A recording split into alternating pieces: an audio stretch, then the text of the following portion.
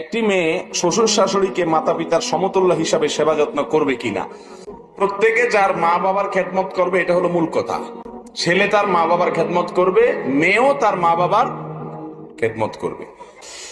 ভাই, শ্বশুর শাশুড়ির খেদমত মহিলারা করবে কিনা, এটা নিয়ে এখন ফতুয়ার শেষ নাই। মহিলারা চায় হুজুর আমাদের পক্ষে একটু ফতুয়া দেখ, আমরা একটু জানবাসি।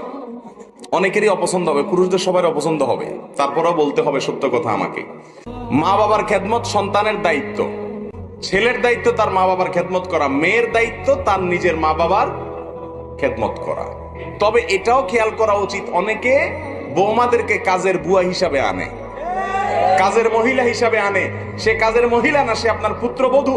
তার প্রতি সম্মান দেখানো মুরব্বীদের কি দায়িত্ব। অনেক মুরব্বীরা আছে, তারা জুলুম করে, সকাল থেকে রাত পর্যন্ত গাধার মতো খাটনি করে, নিজের মেয়েটাকে একটা কাজের কথা বলে না, সব বৌমা করে। আছে না নাই? এই দুইটাই জুলুম। বৌমারে কাজের বুয়ার মতো ব্যবহার করে নিজের মেয়েকে রানীর মতো বসায় রাখা, সেটাও কি আল্লাহর কাছে বৌমা যেরকম দাঁড়াইতে হবে, শ্বশুর শাশুড়িকেও দাঁড়াইতে কোনো সন্দেহ আছে? প্রত্যেকে যার যার হক, যার যার করণীয় কর্তব্য সঠিকভাবে আদায় করতে হবে।